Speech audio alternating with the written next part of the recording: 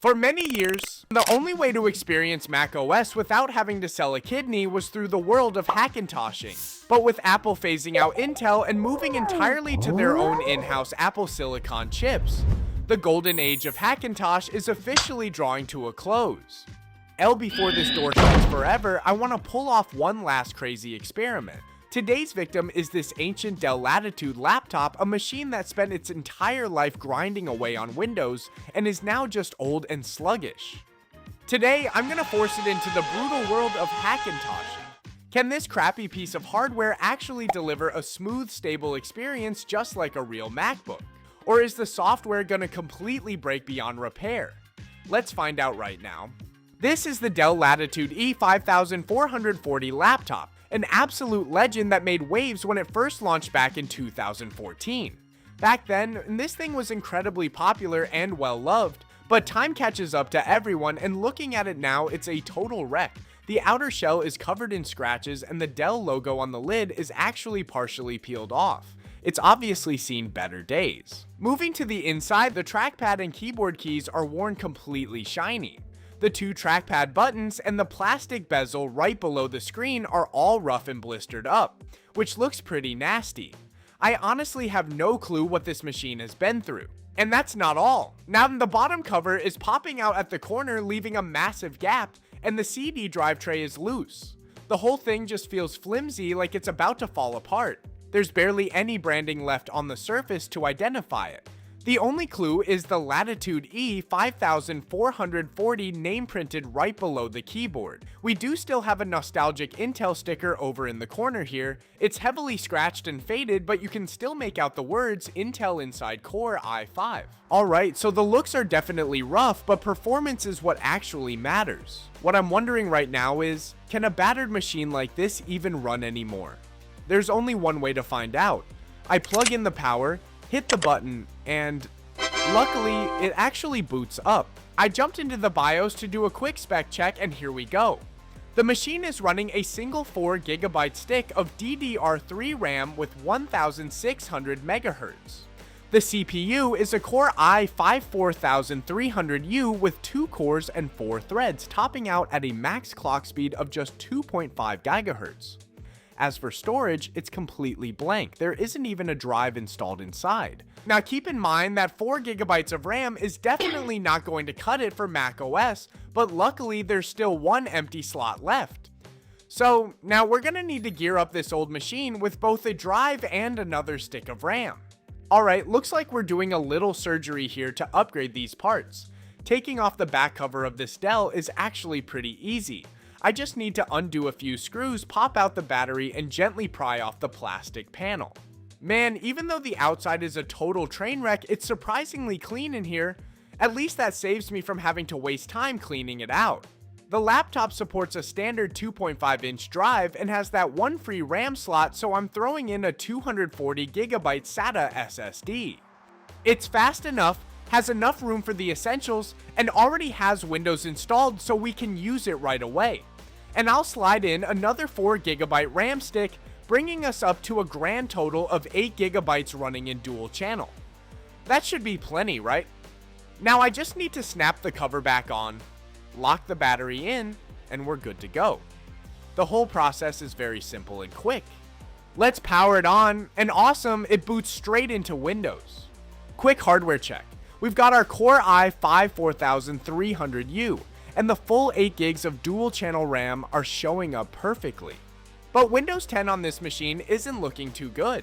With just 2 YouTube tabs open in Chrome, this dual-core CPU already seems completely maxed out. But hey, you never know until you try. Is this 12-year-old laptop actually capable of running the smoothest operating system on the planet? In my last video, I went ahead and installed macOS Big Sur on my old Dell Optiplex, and it actually ran super smoothly. You can check that out if you want the full breakdown. So, now for this project, I'm not going to bog you guys down with dry, boring technical explanations. At its core, we only need two things to make this install happen: the EFI folder and the macOS recovery file. To figure out exactly which version of macOS this hardware can actually handle, let's fire up OpenCore Simplify to scan our system specs. And OpenCore came back with the verdict: this crappy laptop can carry anything from macOS High Sierra all the way up to macOS Monterey. Honestly, that's pretty impressive. I'm choosing Monterey for this build because it's the perfect sweet spot. It's modern enough to still be useful, but not too heavy for an aging machine. Next up, we select option number 6 to generate the most compatible EFI for our specific hardware.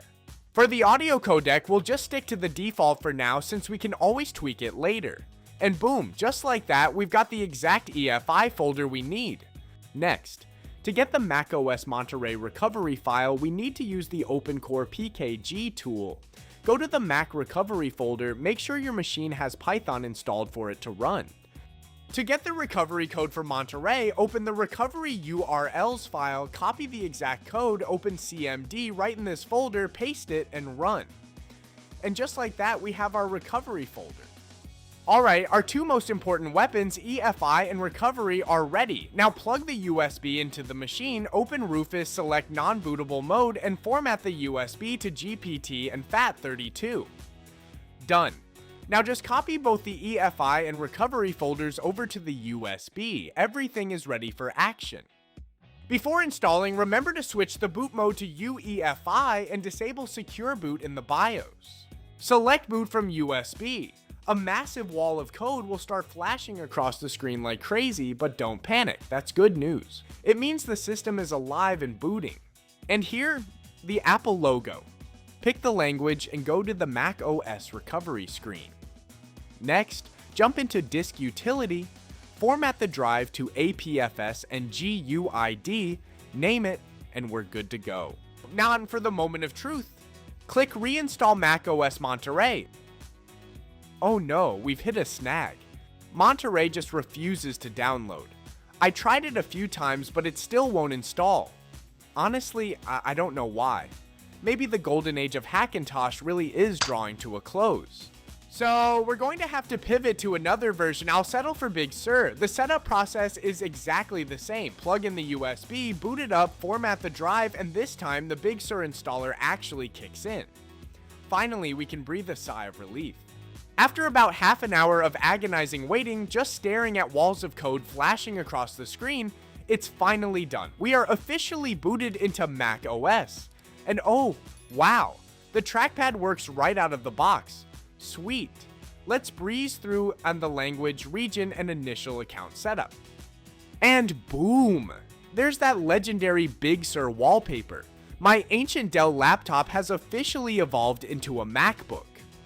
A quick check the system info, genuine macOS Big Sur with our Intel Core i5 and 8GB of RAM. The UI and animations are shockingly smooth, way better than I expected. We get the full authentic macOS experience here. Spotlight Search is fully functional, letting us launch Safari or Apple TV instantly. The control center is also packed with all the usual toggles and sliders. Wait a minute, the Wi-Fi isn't working. Classic Hackintosh. Looks like macOS is throwing a tantrum with the wireless network drivers. But hey, no biggie, I'll figure out a fix for that later. At least we got Ethernet to bail us out for now. Safari is working great and web browsing is perfectly fine. I threw on a YouTube video at 1080p and it runs smooth as butter. Oh, interesting. It looks like macOS on this laptop doesn't support 2K or 4K video playback. The settings top out at 1080p. Honestly though, that actually makes total sense given that this screen has a measly native resolution of just 1366 by 768. I decided to crank up the difficulty by opening 8 YouTube tabs simultaneously, all playing videos at 720p. Surprisingly, this old machine handled it like a champ. Switching back and forth between tabs was completely seamless without any stuttering or lag. That's honestly hard to believe for an ancient low-power U-series CPU with just 2 cores and 4 threads. Now let's see what's happening in the App Store. I managed to download Shadow Fight, but it immediately demanded an update and refused to run. Looks like Big Sur is finally reaching the end of the line for app support. Alright, I'll try running Legacy Launcher instead, and we can actually play the latest version of Minecraft. Awesome. Even though the gameplay experience isn't mind-blowing, this result is seriously impressive. So after this mini tech revolution, this old Dell laptop, which honestly felt ready for the scrap heap, has undergone a massive glow up into a MacBook running Big Sur. And it's running way smoother than I ever expected. Of course, the Hackintosh world is never perfect. We still have to live with a few quirks like the broken Wi-Fi and certain apps dropping support for Big Sur on the App Store. But pulling off a transformation this dramatic is just incredibly satisfying. Do you guys have an old laptop lying around? And after watching this, are you tempted to dust it off and try dodging the Apple tax yourself? Let me know in the comments below. See you next ya.